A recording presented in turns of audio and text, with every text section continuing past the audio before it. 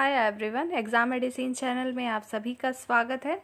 हम इस वीडियो में बात करने वाले हैं जूनियर ऑफिस असिस्टेंट से रिलेटेड कंप्लीट डिटेल की, जो कि आपके इलाहाबाद यूनिवर्सिटी की तरफ से नॉन टीचिंग पोस्ट आई हुई है। जितने लोग भी इसमें अप्लाई कर रहे हैं जूनियर ऑफिस असिस्टेंट की, आप सभी लोगों के जो भी डाउट हैं इस वीडियो के बाद क्लियर हो जाएंगे। इसके अलावा भी अगर आपकी कोई क्वेरी रह जाती है तो आप कमेंट सेक्शन में पूछ सकते हैं। नेक्स्ट वीडियो में या कमेंट सेक्शन में ही आपको सारी चीज़ें बता दी जाएंगी। सबसे पहले हम बात करें जूनियर ऑफिस असिस्टेंट की, तो इसमें टोटल पद कितने आए हैं। तो 2024 में, यानी जो अभी नोटिफिकेशन आया है, उसमें टोटल 49 टोटल सीट है। ठीक है, कैटेगरी वाइज डिवाइड है, विज्ञापन में चीज़ें हैं और आपको वहाँ से मिल जाएंगी।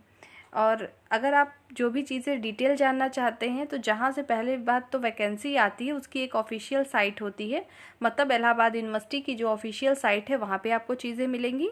अगर आप वहाँ से नहीं कोई चीज़ सर्च करना चाहते हैं, आप इजी वे में देखना चाहें तो ये आपको टेलीग्राम चैनल पे मिल जाएगा। टेलीग्राम चैनल डिस्क्रिप्शन में है।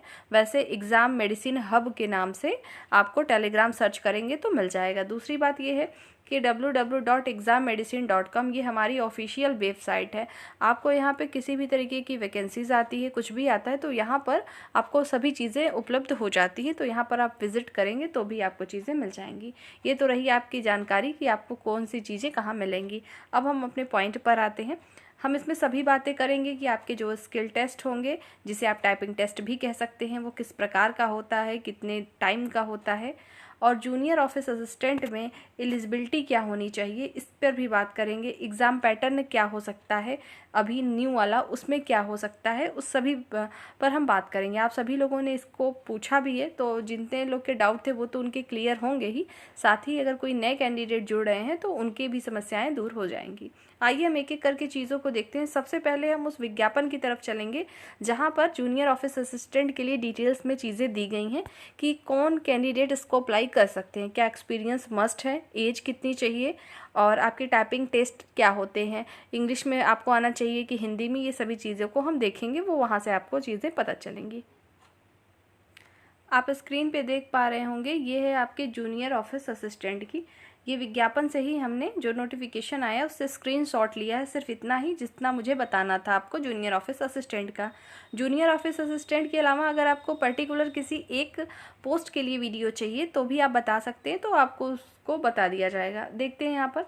देखिए, सबसे पहले क्या होना चाहिए, आपकी जो एज होनी चाहिए जूनियर ऑफिस असिस्टेंट के लिए वो 30 वर्ष से कम होनी चाहिए। 30 वर्ष अगर है एग्जैक्ट तो भी आप फॉर्म भर सकते हैं। ये आप पूछेंगे दोबारा, इसलिए मैं पहले ही क्लियर कर रही हूँ। लिखा है shall not exceed 30 years. 30 year से ज़्यादा नहीं होना चाहिए। 30 वर्ष की अगर आपकी आयु है तो आप भर सकते हैं। और ये किसके लिए है, ये जनरल कैंडिडेट के लिए होगा 30 एज। ठीक है, अगर आप SC ST OBC हैं या फिजिकली चैलेंज्ड हैं, मतलब PH कैंडिडेट हैं या एक्स सर्विसमैन हैं, तो जिस तरीके से आपको गवर्नमेंट ऑफ इंडिया की तरफ से जो भी उनके नॉर्म्स हैं, जो भी रेगुलेशन है, रूल्स हैं, उसके अकॉर्डिंग जो आपको छूट मिलती है वो इसमें मिलेगी। मतलब OBC कैंडिडेट के लिए जैसे 3 वर्ष की छूट होती है, तो कोई कैंडिडेट अगर OBC के हैं तो अगर वो 33 एज के हैं तो भी आप फॉर्म भर सकते हैं। और यहीं पे SC ST को जैसे 5 साल की छूट मिलती है, तो 35 अगर आपकी एज है तो भी आप फॉर्म भर सकते हैं। तो जिस तरीके से आपको हमेशा हर एक एग्ज़ाम में छूट मिलती है वो इसमें भी मिलेगी। ठीक है, और आपकी कट ऑफ भी अलग अलग जाती है, SC की अलग, ST की अलग, OBC की अलग, इस तरीके से ही चीज़ें रहेंगी। तो उम्मीद है एज से रिलेटेड समस्या आपकी दूर हो गई होगी। बात करते हैं अब आपकी क्वालिफ़िकेशन क्या होगी। आप जो भी इसमें विज्ञापन देखेंगे 2 तरह की क्वालिफ़िकेशन मांगी है। एक है एसेंशियल क्वालिफ़िकेशन। एसेंशियल का मतलब यही होता है आवश्यक, मतलब ये मस्ट है आपके को आना। ठीक है, ये होना चाहिए आपके पास। ठीक है, तो आप इसमें देखेंगे graduation with 50% marks from a recognise university. आपके 50% मार्क्स होने चाहिए, किसी भी यूनिवर्सिटी से आपने किए हों। अभी भी आप लोग के कुछ कमेंट आए थे कि अगर आपने डिस्टेंस से किया है या ओपन यूनिवर्सिटी से कर रखा है तो क्या हम फॉर्म भर सकते हैं। तो आप फॉर्म फिल कर सकते हैं। इसमें ऐसा कुछ भी नहीं लिखा है कि आप नहीं भर सकते फॉर्म, लेकिन आपके परसेंटेज जो है 50% होने चाहिए ग्रेजुएशन में। ठीक है, अब बात करें, पहली चीज़ तो ये हो गई कि ये कंडीशन है कि आप ग्रेजुएशन किए हो तो आप भर सकते हैं। दूसरी बात ये है having a typing speed of 30 word पर मिनट इंग्लिश और 25 वर्ड पर minute in Hindi type writing through computer. ठीक है। तो आपको जो है टाइपिंग भी आनी चाहिए। टाइपिंग आने चाहिए का मतलब ये नहीं है कि आपके पास सर्टिफिकेट हो, ठीक है। इसको नोट करेंगे आप कि आपके पास सर्टिफिकेट ऐसा नहीं चाहिए कि आपने कहीं से टाइपिंग सीखा हो, आपको टाइपिंग का सर्टिफिकेट लगाना है। नहीं, आप जब फॉर्म फिल करते हैं तो उसी समय पे आपको चीज़ें आएंगी, आपको टाइपिंग आती है यस या नो, इस तरीके का ऑप्शन रहेगा। और रही बात आपके ग्रेजुएशन की, वो तो आपके पास होना ही चाहिए, आपकी मार्कशीट होनी चाहिए, ठीक है। अब हम बात कर लें इसमें कि जो यहाँ पे चीज़ें दी गई हैं नीचे के डिप्लोमा इन, देखिए जैसे कि मैंने अभी आपको बताया कि कुछ आवश्यक चीज़ें हैं एसेंशियल में, तो ये तो होना चाहिए। अगर इसमें से कुछ भी अगर आपके पास नहीं है, अगर degree, diploma, computer application science आपके पास, मतलब अगर आपने आईटी से किया है या तो कंप्यूटर एप्लीकेशन से किया है, ठीक है, अगर आपके पास है तो बहुत अच्छी बात है, नहीं है तो कोई दिक्कत नहीं है उससे। लेकिन चूंकि ये कंप्यूटर से रिलेटेड जॉब है, मतलब ऑफिशियल क्लर्कियल जॉब है, तो आपको कंप्यूटर की नॉलेज होनी चाहिए, ठीक है। तो आपके जो एग्ज़ाम भी होते हैं उसमें कंप्यूटर लिटरेसी से भी प्रश्न पूछे गए थे प्रीवियस ईयर में। तो ये चीज़ें क्लियर हो गई होंगी कि इसकी एलिजिबिलिटी मिनिमम क्या है, क्या होनी चाहिए। अब अगर आप पूछना चाहेंगे कि आपने पीजी किया है, बीएड किया है, एमटेक किया है, तो क्या भरेंगे, तो कम से कम तो इतना होना चाहिए, बाकी आपने कुछ भी किया हो फॉर्म भर दीजिए, ठीक है। ये क्लियर हुआ। अब हम बात कर लेते हैं इसके टाइपिंग टेस्ट और स्किल टेस्ट के विषय में। तो उससे पहले ये भी जान लीजिए 1 ईयर एंड फर्दर एक्सटेंडेबल जो आपकी है फॉर 1 मोर ईयर, मतलब आपकी एक्सटेंड हो जाती है जॉब। जैसे 1 साल के लिए तो आप ज्वाइन करोगे ही, उसके बाद जैसी आपकी परफॉर्मेंस होती है 1 साल के बाद फिर से एक्सटेंड होते हैं, आप फिर से काम करेंगे, फिर जैसी परफॉर्मेंस होती है आपको वैसे ही बेस पे रखा जाता है। इसका मतलब ये नहीं होता कि आपको निकाल दिया जाएगा, और ये परमानेंट ही जॉब है। परमानेंट का मतलब ये है कि एडहॉक बेसिस संविदा पे नहीं है, ठीक है। आइए आगे इसमें बात कर लेते हैं टाइपिंग के लिए। देखिए यहाँ पे जो लिखा हुआ है हैविंग अ टाइपिंग स्पीड, देखिए आपको इंग्लिश में टाइपिंग आनी चाहिए या तो हिंदी में, और का मतलब और कहीं पर भी अगर आपको दिखता है तो दोनों में से कोई एक, ये मतलब इंग्लिश या तो हिंदी, ठीक है।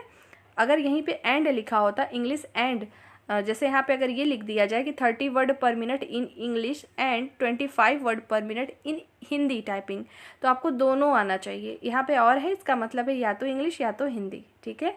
अब इसमें भी आपके पास कंडीशन आ जाती है कि इंग्लिश में तो कोई फॉन्ट इशू नहीं होता, इंग्लिश तो सभी कैंडिडेट नॉर्मल ही करते हैं। और मेरी तरफ से आप लोगों के लिए सजेशन ये है कि जिनको टाइपिंग बिल्कुल नहीं आती है, अगर वो इंग्लिश से शुरू करें तो सिर्फ इंग्लिश पर फोकस करें।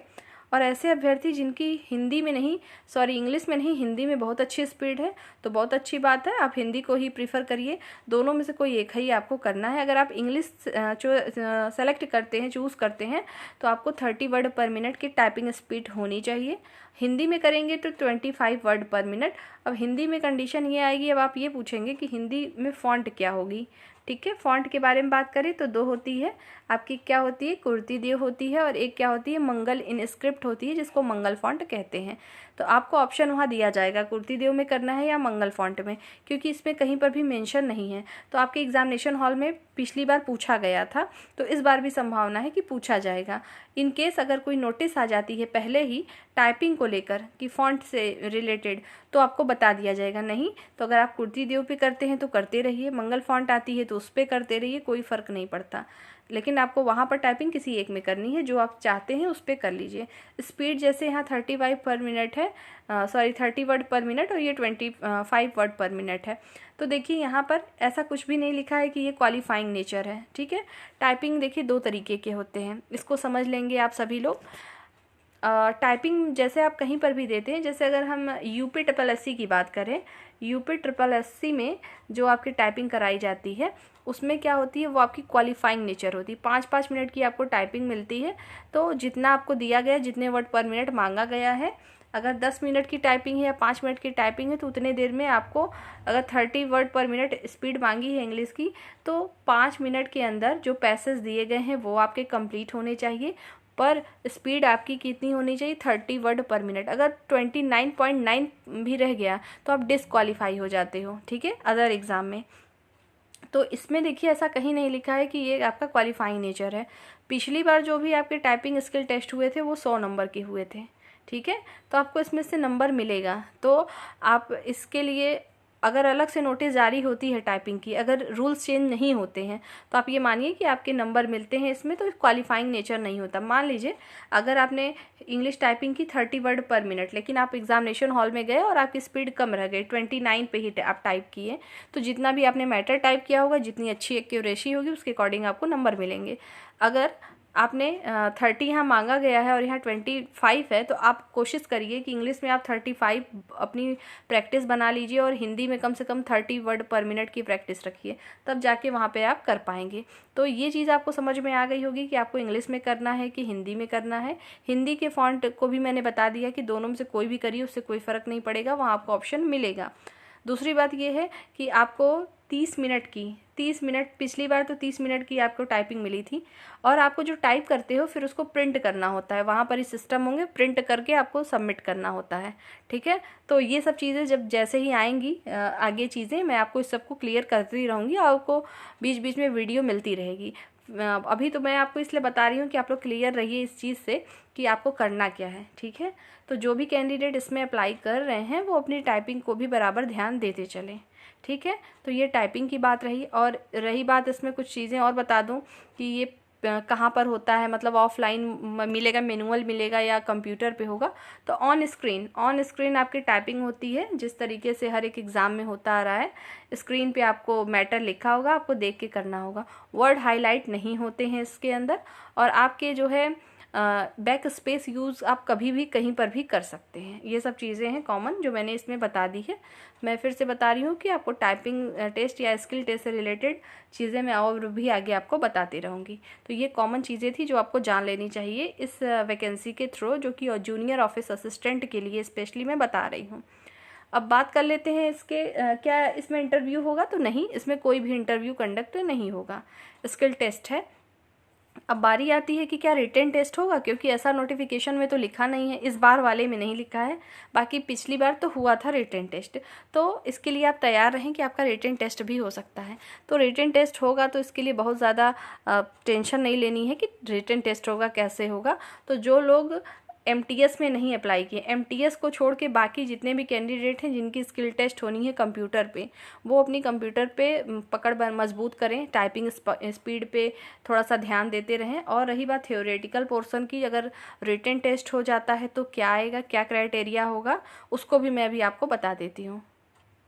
देखिए, जैसा कि मैंने आपको बताया कि आपका जो है इसमें कहीं मेंशन इस बार नहीं किया गया है कि रिटन टेस्ट होगा कि डायरेक्ट आपका स्किल टेस्ट होगा। स्किल टेस्ट तो होना मस्ट है, उसके बिना तो इसका होना नहीं है फाइनल, इंटरव्यू नहीं होगा। अगर आपका ये होता है रिटन एग्जामिनेशन, तो जो मैंने MTS के लिए बताई थी चीज़ें, देखा ना हो वीडियो तो देख लीजिएगा ज़रूरत हो, नहीं तो यहाँ भी समझ लीजिए। आपको इसमें आता क्या है, ये पिछला वाला है, मतलब 2021 में जो विज्ञापन आया था उसमें ये मेंशन था। आपके देखिए प्रोफिशिएंसी इन इंग्लिश हिंदी, मतलब हिंदी और इंग्लिश से 15-15 क्वेश्चन।